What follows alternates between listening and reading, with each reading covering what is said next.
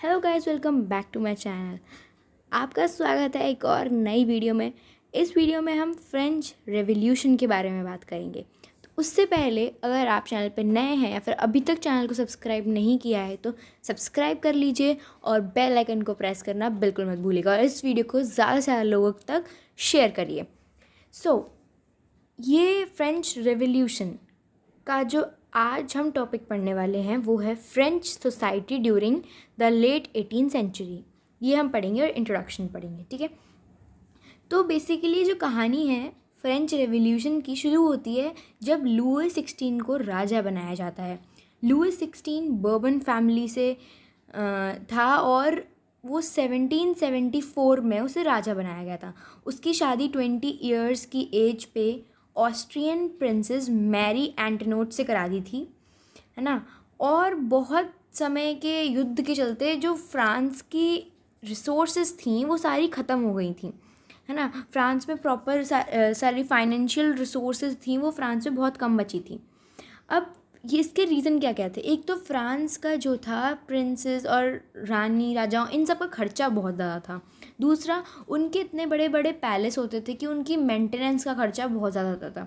तीसरा कि फ्रांस को वॉर्स, जैसे कि मैंने अभी बताया कि वॉर्स फ्रांस बहुत ज़्यादा वॉर्स में इंक्लूड रहता था, बहुत सारा वॉर्स करता था जिस वजह से बहुत पैसा खर्च होता था। तो लुई 16 के टाइम में एक 13 अमेरिकन कॉलोनीज़ की हेल्प करी थी फ्रांस ने, जिससे जो कर्ज़ा था, डेब्ट था फ्रांस का, वो इंक्रीज़ हो गया था, बिलियंस ऑफ लिवर्स तक बढ़ गया था। लिवर्स मतलब फ्रांस की करेंसी थी तब उस टाइम पे, जैसे कि डॉलर होती है, रुपीज़ होती है, तो ये यूरो होती है, तो ये सब करेंसी होती है। तब उस टाइम पे बिलियंस ऑफ लिवर्स का जो था डेब्ट आ गया था फ्रांस पे। अब डेब्ट आया है तो यानी कि टैक्स बढ़ाना पड़ेगा, लोगों से वो पैसा वसूल करना पड़ेगा। तो टैक्स के इंक्रीमेंट से किसे फ़र्क पड़ता था, तो ये कैसे जानेंगे हम। ये ऐसे पता लगेगा कि फ्रांस जो था वो 3 स्टेट्स में डिवाइडेड था। First state, second state and third state. First state में क्लर्जी आते थे, यानी कि वो लोग, वो पीपल जो चर्च के स्पेशल फंक्शन में इन्वेस्ट करते थे, चर्च से जिनका रिलेशन होता था।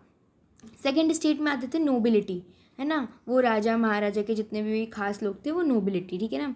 फिर उसके बाद थर्ड स्टेट में आते थे बिग बिजनेसमैन। एक तरह से कह सकते हैं थर्ड स्टेट के भी 3 पार्ट्स थे।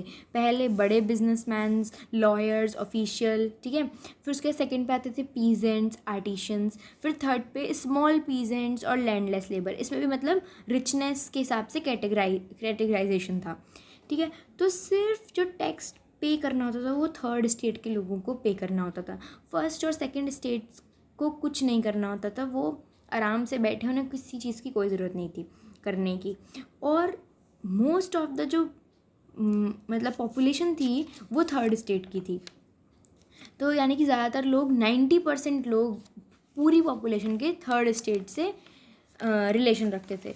अब जो फर्स्ट और सेकंड स्टेट थी उनके पास 60% से भी ज़्यादा लैंड था, लगभग 60% के बराबर उनके पास लैंड था फर्स्ट स्टेट और सेकंड स्टेट के लोगों के पास। यानी कि पॉपुलेशन ज़्यादा थर्ड स्टेट की, लेकिन लैंड यानी कि पैसा वगैरह ज़्यादा किसके पास, फर्स्ट स्टेट और सेकंड स्टेट के पास। जिस वजह से जो टैक्स पे कर पाते वो बहुत ही मुश्किल से कर पाते थे। उसके बाद क्या हुआ, इतनी सब हालतें ख़राब होने के बाद फ्रेंच में आया सब्स्टिटेंस crisis.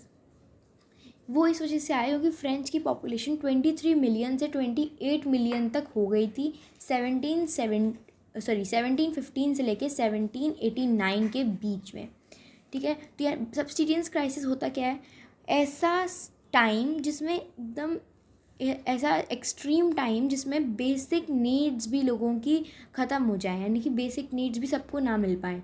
Due to the growth of population subsistence crisis हुआ था। अब जब इतनी सारी प्रॉब्लम्स वगैरह चल रही थी तब इस टाइम पे कुछ सोशल ग्रुप्स जिनको मिडिल क्लास कहते थे वो सब ऊपर उठ रहे थे, यानी कि लोग उन्हें जान रहे थे। वो क्या करते थे, वो एजुकेटेड थे और वो ये विश्वास रखते थे no group should be privileged by birth, यानी कि उनका मानना ये था कि किसी भी आदमी को उसके बर्थ से ही सारी सुख सुविधा नहीं मिलनी चाहिए, उसकी योग्यता के अनुसार ही मिलनी चाहिए। ठीक है। तो कुछ फिलोसोफर थे जैसे कि जॉन लॉक, मॉन्टेस्क्यू और रॉसिक्यू। तो इन सब के अपने अपने जो थिंकिंग थी कि ऐसे होना चाहिए काम ऐसे। तो जॉन लॉक ने टू ट्रिटीज ऑफ गवर्नमेंट नाम से एक बुक लिखी थी, जिसमें उन्होंने अपनी चीज़ों के बारे में बताया था कि सारा जो राइट है वो सिर्फ मोनार्क के हाथों में नहीं होना चाहिए, यानी कि राजा के हाथों में नहीं होना चाहिए। फिर रॉसिक्यू ने इस आइडिया को आगे बढ़ाते हुए ये कहा था कि जो पीपल हैं वो अपने रिप्रेजेंटेटिव्स को इलेक्ट करके फिर उन्हें गवर्नमेंट फॉर्म करनी चाहिए, ठीक है। और मॉन्टेस्क्यू ने कहा था कि अपनी स्पिरिट ऑफ लॉज में कि पावर्स का डिवीज़न होना चाहिए, यानी कि एग्जीक्यूटिव, जुडिशरी और लेजिस्लेटिव, कि तीनों के पास पावर होनी चाहिए। एक आदमी के हाथ में पावर देने से वो अपनी मनमर्जी करता है, तो तीन चीज़ों में डिवाइडेड होगी तो एकदम जस्टिस होगी, लोगों को सारी चीज़ें प्रॉपर मिलेंगी। तो ये फ़िलासफ़र थे, इनके ये सब आइडियाज़ थे, ठीक है। तो इस वीडियो के लिए हम इतना ही समझेंगे इस वीडियो में। आगे हम नेक्स्ट पार्ट में देखते हैं कि आगे क्या हुआ।